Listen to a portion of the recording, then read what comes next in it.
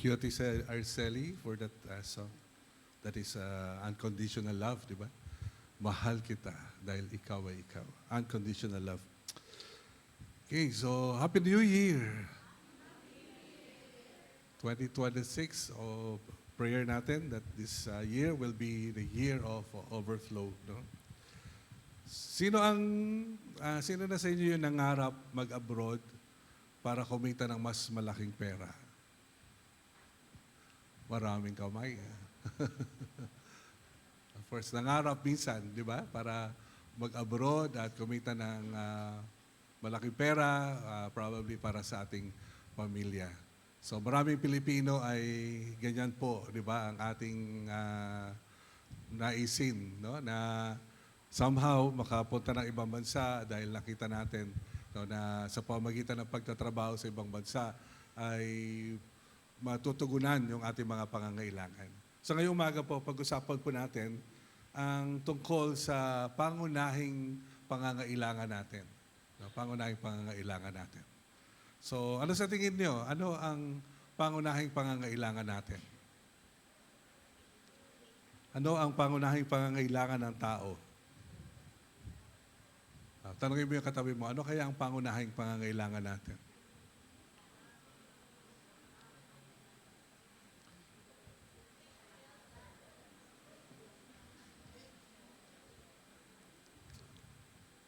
Meron ba sasagot? Anong pangunahing pangangailangan natin? Pagkain. Tirahan. Ano pa? Damit. Ha? Pera. Ba't naiya kayo sabihin yung pera? Pag sa church ba, bawal sabihin yung pera? Ano yung pinaka-pangunahing pangangailangan natin? Yan, yung pong pag-uusapan natin ngayong buwan. Ano? Sa pamagitan kasi ng pagkita natin, yung pagkaunawa natin, no, ng pinaka-pangunahing pangangailangan natin, no, doon po natin maiaayon ang buhay natin sa taong ito. No, sa taong ito.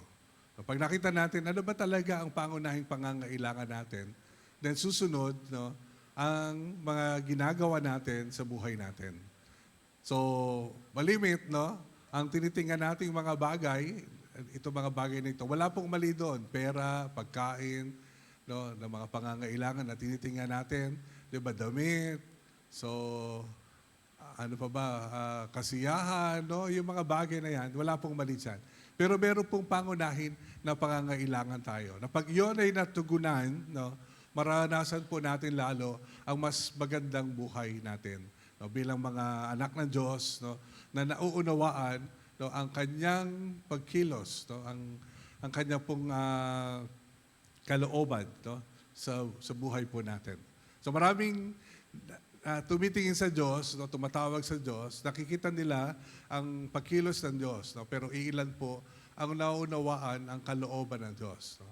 So maganda pumunta tayo doon sa posisyon na maunawaan natin kung ano ang kalooban ng Diyos. Kasi pag naunawaan natin ang kalooban ng Diyos, no, so susunod natin no, yung kalooban natin sa Kanya. Kaya nga itong yung taon na nagdaan, 2025, pinag-usapan natin yung alignment. No, kasi para sa akin, crucial yun eh. No? Diba? Kailangan muna na magkaroon tayo ng alignment, no? At palagay ko may pinagdadala ng Lord sa atin no, para sa mas mataas no, na plano niya sa buhay natin, no, yung kanyang kalooban para sa atin. Pero hindi natin yung makukuha no, kung hindi tayo nakalinya no, ayon sa kanyang kalooban. So yung paglinya no, ayon sa kalooban ng Panginoon ay napakahalaga no, para makuha natin ang mas magandang pang plano ng Diyos para sa buhay natin. So natapos yung 2025 at siguro marami tayong narinig tungkol sa alignment, no? Marami tayong maring natutunan patungkol dito. No? Sana ito ay magbigay sa atin ng posisyon, di ba, para sa paglakad natin no, sa taong ito. So ano ba yung pangunahing pangangailangan natin? Alam niyo po, ang pangunahing pangangailangan natin ay naputol tayo kasi doon sa source. No? So para meron tayong idea. naputol tayo, di ba? Nang nilikha ng Diyos ang tao, no, ayon sa kanyang wangis, di ba? Wala tayong ah, bahid kasalanan, no? At yung relasyon natin sa Diyos walang hadlang, so walang patid, no? Yung kanyang pagmamahal sa atin, yung pagbuhos na kanyang pag-ibig sa atin. Nararanasan natin, no, yung pag-ibig na yon, yung pagbuhos ng pag-ibig na yon, nung nilikha tayo ng Diyos. No? Pero nung tayo'y nagkasala, nahiwalay tayo doon sa source. No? Naputol yon. Nakaroon yon ng hadlang, no? Dahil sa kasalanan ng tao. Anong kahulugan nun? Ibig sabihin, nung naputol tayo mula doon sa source, no? Nagkaroon tayo ng problema. Doon tayo nagkaroon po ng mga pangangailangan sa buhay natin, no, na hindi matugunan ng mga bagay sa sanlibutan ito. No, hindi matutugunan. No. Kasi ano man yung pilitin mo, no, na ipantugon doon sa pangunahing pangangailangan na yon, hindi yun matutugunan. No. Kung walang makatutugon sa pangunahing pangangailangan na yon, no, kahit hanapin mo pa, no, o maranasan mo pa, no, ang magagandang bagay, no, sa mundong ito, hindi mo makatutugon sa pangunahing pangangailangan. Ano po tinutukoy ko? Ang pangunahing pangangailangan po natin, no, ay yung pag-ibig ng Diyos sa buhay natin. Yung po yung naputol, magmula doon sa source. No? Magmula sa Kanya na pinagmumulan na naranasan natin sa buhay natin, yung Kanyang pag-ibig sa buhay natin. Kaya nung tayo'y nagkamali, di ba, nagkasala, nahiwalay tayo sa Diyos, no? Naputol yung daloy na yon ng pag-ibig ng Diyos sa buhay natin at wala na pong nakapupunong sa atin. Kahit ano pa ang hanapin mo sa mundong ito, kahit ano pa ang maranasan mo sa mundong ito, kahit ano pa kasiyahan, no? Ang maranasan mo sa mundong ito, wala pong makapupunong sa atin, kundi yung pag-ibig na yon na hinahanap natin. Magmula po sa Diyos, no, na pinagmumula nito. So, ang Diyos ang ating tunay na pangangailangan, no, sa buhay po natin. Naputol tayo mula sa source. No? At ang mga naging bunga nito sa ating buhay, nung nahiwalay tayo sa Diyos, di ba, nagkaroon ng galit sa puso natin. Nagkaroon ng pagkainggit sa puso natin. Nagkaroon ng pagnanakaw. Nagkaroon po ng pagpatay. Nagkaroon na ho ng kaguluhan. Dahil ang tao naputol doon sa pinagmumulan ng daloy ng pag-ibig sa buhay po natin. Remember, God is love. Di ba? Ang Diyos ay pag-ibig. At gusto niya po na mapuno niya tayo ng pagmamahal sa bawat isa sa atin. At yung pagmamahal na yon, ang siyang makakakontento sa atin. Kontento sa atin. Dahil ano man po yung pilitin mo nga, ano, na ilagay, ipuno sa iyo, hindi yun sasapat. No? Hindi sasapat. Wala. Kahit na magkaroon ka ng maraming ipon, kahit na magkaroon ka ng maraming kayamanan dito sa mundong ito, kahit na makarating ka sa iba't ibang lugar, sa Tialay, papunta ng Japan, di ba? It's good. Maganda yung mga bagay na yon. Pero hindi yon maipapalit sa kapunuan na pangangailangan natin. Wala pong iba kundi yung pag-ibig ng Diyos sa buhay natin. Kaya sabi ko kanina, pag naunawaan natin itong pangangailangan natin, marami pong bagay sa buhay natin masusolusyonan, no? Matutugunan. No? Pag nakita natin kung ano talaga ang pangangailangan natin. No? Ang kinakailangan natin ay muling makabalik doon sa source, no? Sa ating Ama na lumikha sa atin, na nagmamahal sa atin, at muling dumalo yung pag-ibig na yon sa buhay natin na siya pong makapupuno sa atin. You know, for me, 2026 no, is a year of overflow. Hindi lang po pera ang gusto kong tukuyin dito. Ang gusto kong tukuyin dito, yung overflow, no, ay yung pinakamahalagang bagay, which is yung pag-ibig ng Diyos, no, sa buhay po natin, na siyang makapupuno sa atin. So sana nga, di ba, natutunan na natin ito ng mas maaga pa sa buhay natin. Na ang pag-ibig ng Diyos ang makapupuno sa atin at hindi anumang mga bagay sa mundong ito. Di ba? Sana hindi na tayo masyado nasaktan, napagod, naghirap. No? Sa mga bagay na hinanap natin, hinabol natin sa mundong ito para lang ipampuno. Na pagkatapos mong makuha, maranasan, makamtan, hindi ka pa rin napuno. No? Kaya sana matutunan po natin na walang anumang bagay sa mundong ito na maaari po makapagbigay sa atin ng kapunuan, kundi ang pag-ibig ng Diyos. Amen? Pakisabi sa katabi mo, mahal na mahal ka ng Diyos, kapatid.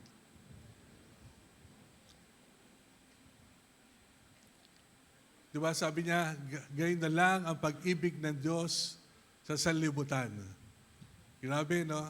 Kasi alam ng Diyos, na naputol tayo magmula doon sa daloy ng kanyang pagmamahal, nahiwalay tayo sa Kanya, ang tao ay nagkanya-kanya, nagkagulo tayo, di ba? Naghirap tayo, nagsakitan tayo sa isa't isa, nagpaligsahan tayo, So, yun ang naging itsura ng tao. Kaya nagsimula yung pag-ibig ng Diyos, na muli nating maranasan. Kaya sabi doon sa John 3:16, gayon na lang ang pag-ibig ng Diyos sa sanlibutan. Kasi nakita niya ang kalalagayan ng sanlibutan. Nakita niya ang kalalagayan ng buhay po natin. Nakita niya po kung nasan na tayo ngayon, hiwalay sa Diyos. Nahiwalay sa Diyos, walang magandang buhay. Nahiwalay sa Diyos, walang kakontentuhan. Nahiwalay sa Diyos, kahit may pera ka pa, kahit kumita ka pa ng mas malaki sa ibang bansa, kapag hiwalay ka sa Diyos, hindi ka pa rin puno, hindi ka pa rin kontento. Kaya mali yung hinahanap natin kung minsan. Dahil hindi natin alam kung ano yung tunay na pangangailangan natin. Kung ano yung tunay na pangangailangan natin. So gayon na lang ang pag-ibig ng Diyos sa atin. Mahal na mahal tayo ng Diyos. So nais ng Diyos na mapuno tayo ng kanyang pag-ibig. Mapuno tayo ng pag-ibig ng Diyos na umaapaw sa ating buhay. Ano sabi po sa Ephesians chapter 3, verse 14. So, babasahin po natin yung mga talatang ito, 14 to 21, sa pagsisimula po natin ng taon. Meron bang Tagalog, Kuya Caleb?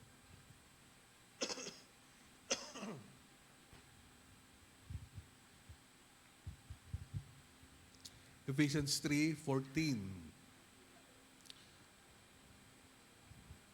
Yan. Dahil dito, ako'y lumuluhod sa Ama. So tumatawag daw si Pablo sa ating Ama. Na siyang pinagmumulan ng bawat sambahayan, pinagmula ng bawat sambahayan sa langit at sa lupa.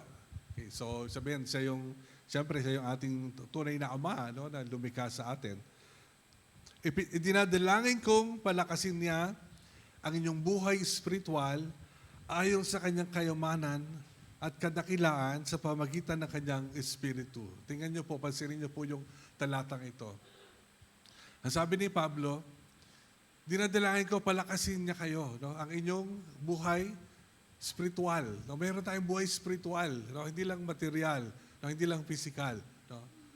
Ang dinadalangin ni Pablo yung ating buhay spiritual kasi nandoon yung susi. Nandoon yung makatutugon sa tunay na pangangailangan natin. Sabi niya, ayon sa kanyang kayamanan at kadakilaan sa pamagitan ng kanyang Espiritu. So kayamanan hindi lang salapi, hindi lang pera, hindi lang mga material na bagay. So of course, meron tayong mayaman na Diyos, na hindi mahirap sa Kanya na pagpalain tayo. Na hindi mahirap sa Diyos, na ibigay niya sa atin ang mga pangangailangan. Di ba? So mayaman ang Diyos natin. So ayon dito sa isang Diyos na nagtataglay ng kayamanan at kadakilaan, so sa pamagitan ng kanyang Espiritu na ating maranasan sa ating mga buhay.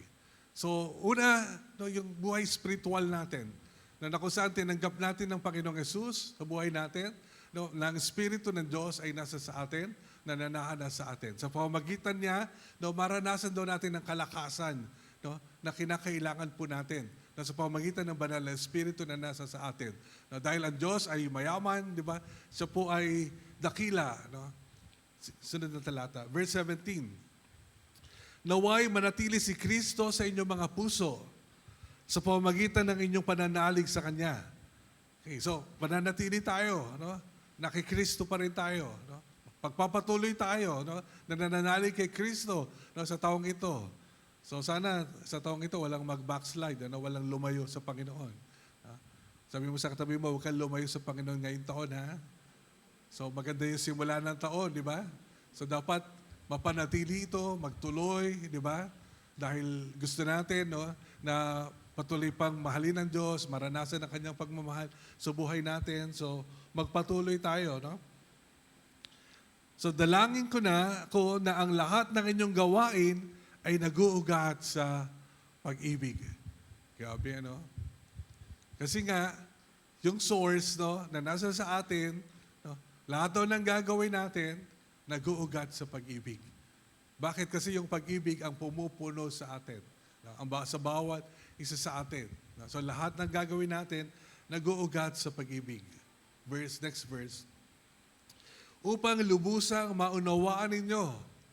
Yan, so, tinanggap natin no, ang Espiritu ng Diyos, namumuhay tayo sa pag-ibig na yon, no? At doon tayo kumikilos, no? Doon tayo gumagawa. Bakit? No? Upang maunawaan doon natin, kasama ng mga hinirang ng Diyos, kung gaano kalawak, gaano kahaba, gaano kataas, at gaano kalalim ang kanyang pag-ibig. Imagine, ano? Yung kapangyarihan ng Diyos na nasa sa atin, ang layunin nito ay maunawaan ng pag-ibig na nasa sa atin upang ito daw ay maunawaan natin ang sukat nito. No? Ang sukat ng pag-ibig na ito. Kung gaano daw ito kalawak, di ba? Kahaba, kataas, kalalim, ang kanyang pag-ibig sa buhay natin. Sabihin, marami pa tayong hindi nararanasan, no? Magmula sa pinagmumula ng pag-ibig na nasa sa atin na, no? Sa pagmamahal na meron tayo magmula sa Kanya. Gusto ng Diyos na maranasan daw natin ang pag-ibig na ito sa buhay natin. Dahil ito nga yung kapunuan eh. No? Kapag naranasan mo ang pag-ibig na ito no, sa buhay mo, naunawaan mo kung gaano ito kalawak, kalalim, kahaba, di ba? Kahaba. So, doon mo lubusan maunawaan ang pag-ibig ng Diyos no, sa buhay mo. At ano pong kasunod? Verse 19. At naway malaman ninyo ang buong pag-ibig ni Kristo na hindi kayang abutin ng pag-iisip upang kayo mapuspos ng kapuspusan ng Diyos. Malaman ninyo ang pag-ibig ni Kristo. Diba? Sinusukat yung pag-ibig na nasa sa atin. Susukatin natin, maunawaan natin ito ng pag-ibig ni Kristo. Hindi daw ito kayang abutin ng pag-iisip. Yung pag-ibig na to. Kaya nga, di ba, pag in love ka, hindi mo mapaliwanag. Di ba? Ano lang yun, ha? Yung being in love, no? Is just an overflow no, of that love, no? Parang yung love na nasa sa'yo, no, hindi mo mapaliwanag, no? Alam mo lang in love ka, nagmamahal ka, no? Pero hindi mo ito lubos ang maipaliwanag. So yun yung pagmamahal na meron daw tayo. Na ano sabi niya? Mapupuspos tayo ng kapuspusan ng Diyos. Kapuspusan ng Diyos. So parang isang topic ito na sa istorya ng Kristyanismo na naging controversial, di ba? Yung kapuspusan ng Diyos. No? Na parang ang manifestation ay, alam mo na, parang weird, ano? That there will be a weird manifestation, parang nangingisay, di ba? Natutumba, gumagapang, ano? So, yung mga weird manifestations of the presence of God, ano? Which is, those are part, ano, when we experience God, no? Pero, the greatest manifestation of God in our lives, no, is God Himself, the love of God in our lives. No? Kasi God is love. No? God is love. So para kung siya ay nasa sayo yung pag-ibig ng Diyos. No? Walang makapagsasabi sa atin na, sapat na yung kapuspusan ng pag-ibig ng Diyos sa akin. No? Naranasan ko na. May mga pagkakataon na alam mo na kapos ka pa rin. Di ba? Wala kang mailabas. No? Wala kang maibigay. No? Kasi yung kapuspusan ng pag-ibig ng Diyos, hindi pa lubusang dumadaloy, no, sa buhay mo. Yun po yung sinasabi natin na pangangailangan natin. No? Na kapag tayo ay kumukuha, no, ng pag-ibig sa Diyos, dumadaloy sa buhay natin, hindi na uubusan. No? Nahahayag ang Diyos sa buhay natin. Anong ginagawa pagka pakiramdam mo, naubusan ka? No? Hindi mo na ilabas yung pag-ibig na yon. Anong ginagawa? Babalik ka uli sa source. No? Pupunta ka uli sa Diyos. No? Dahil kailangan mo na patuloy pang uminom, no, ng tubig ng buhay, ng pag-ibig, no, para mapuspos tayo ng pag-ibig ng Diyos. No? Mapuspos tayo ng Diyos, no, sa buhay natin. Yun po yung kapuspusan na nais ng Diyos para sa atin. Mapuno niya ang bawat isang anak niya ng kanyang likas, no, ng pag-ibig. Ng kanyang likas, no, yung pagiging Diyos niya, na isa ay Diyos ng pag-ibig. Mapuno niya ang bawat isa sa atin. No, doon po tayong kulang na kulang. No? Kulang na kulang. No? Marami. At may maraming pagkakataon na nagkukulang tayo. Verse 20, tuloy lang po natin hanggang 21. No? Sa Kanya na makagagawa ng higit pa kaysa maaari nating hilingin at isipin. Yung hindi natin kaya ng Diyos. No? Sa pamamagitan ng Kanyang kapangyarihang naghahari sa atin. So, siyang kumikilos sa buhay ng bawat isa sa atin. Verse 21, sa Kanya ang kaluwalhatian sa pamamagitan ng iglesia. So, sa atin yon, tayo mga anak niya. No? At ni Kristo Jesus magpakailanman. Amen. So, ang sinasabi po ni Apostol Pablo sa atin, no, maunawaan natin, no, na ang hinahanap natin na kapunuan ay ang kapunuan ng pag-ibig ng Diyos sa ating mga buhay. Na siya nagbibigay ng kalakasan sa atin, na nagbibigay ng tagumpay, no, sa bawat isa sa atin. Makabalik tayo, no, sa pinakapangangailangan natin na nakaya lang matugunan sa pamamagitan ni Kristo sa ating mga buhay. Na kaya lang matugunan sa pamamagitan ng pagkilala mo kay Kristo at pagtanggap ng banal na Espiritu sa buhay mo. Para ito ay kumilos, no, maghari sa buhay mo, dumaloy sa buhay mo, ang pag-ibig, no, na kinakailangan mo, no, para sa iyo, no, sa iyong kalakasan, no, bilang isang anak ng Diyos. No, sa iyong kalakasan bilang isang anak ng Diyos. No. Yun po ang pinakapangunahing pangangailangan natin. No, ang maranasan, no, ang pag-ibig ng Diyos sa buhay natin. Amen? So sana sa taong ito, no, bumalik tayo sa Kanya, no, para sa ating kapunuan. Sana bumalik tayo sa Kanya, sa ating Diyos, no, na pinagmumulan ng lahat, no, para sa kapunuan natin. No. Saan man tayo makapunta, saan man tayo makarating. Alam ko po, may mga pangarap kayo, no, may mga, tawag natin dyan, bucket list kayo, no, for 2026, no, na gusto nyo ma-fulfill, no, magawa, no, sa buhay ninyo. Which, for me, it's okay, you know. But it should not be a contradiction, no, of what you are experiencing, no, sa relasyon mo sa Diyos, no. Siyempre, you will not go the opposite direction, di ba? Pag naranasan mo yung kapunuan ng Diyos sa buhay mo, yung Kanyang pagmamahal, hindi ka pupunta sa maling direksyon. Tama? Hindi ka pupunta sa paglayo sa Kanya, no. Sa halip yung pag-ibig na yan, no, na pupuno sa iyo, mas lalong maglalapit sa iyo sa Diyos, no. Dahil sa patuloy na paglapit mo sa Kanya, na pinagmumulan, no, ng pag-ibig na to, at patuloy na pagpuno ng Diyos sa buhay mo, no, mas lalong mapupuno ka, no, mas lalong gaganda ang buhay mo. No. Mas lalong magiging maayos ang buhay po natin. So sana sa taong ito, bumalik tayo sa Kanya, no? Sa yung pinagmumulan, ano, ng ating kapunuan. Pwede po ba yon?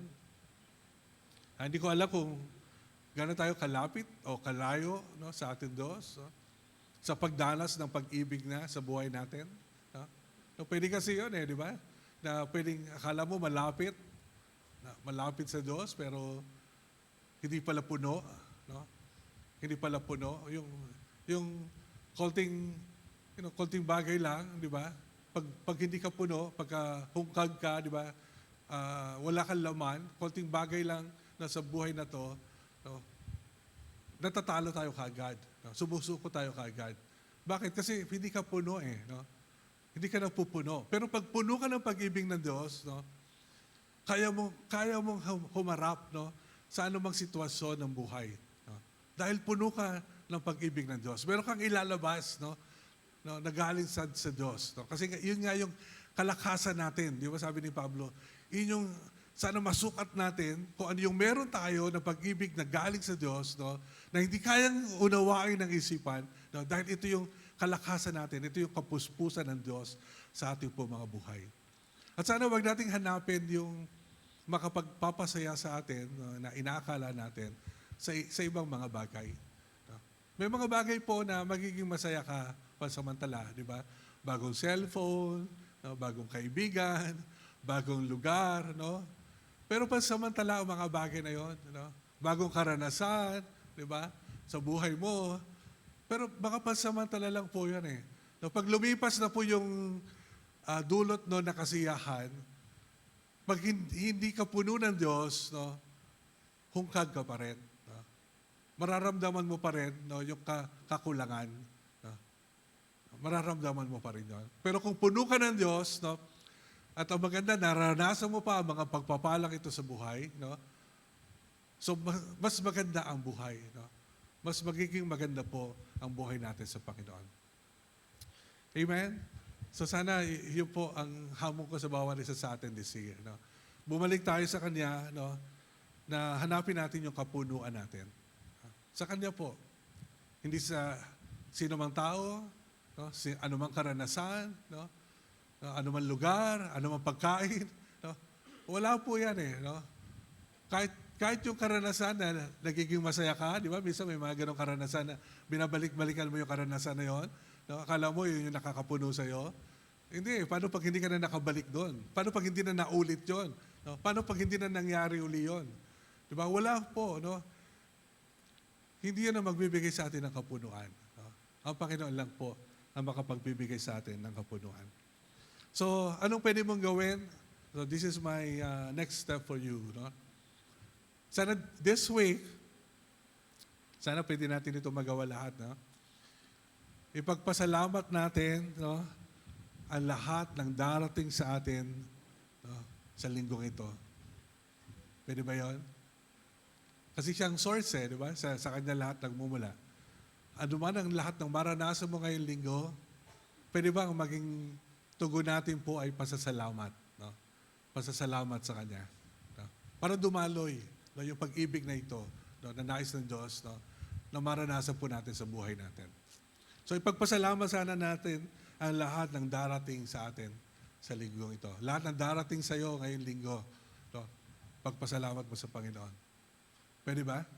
Sana maalala nyo no, ang mensahe natin ngayong araw. Na ano man yung dumating sa inyo ngayong linggo, alam ko tapos na yung mga bigay ng regalo, tapos na ang Kapaskuhan, tapos na yung 13th month, no? Tapos na yung karamihan na inaasahan natin. No? Pero ano man yung dumating ngayong linggo, no? Sa inyo, no, na pagpapala o pagpapalo, ipagpasalamat natin.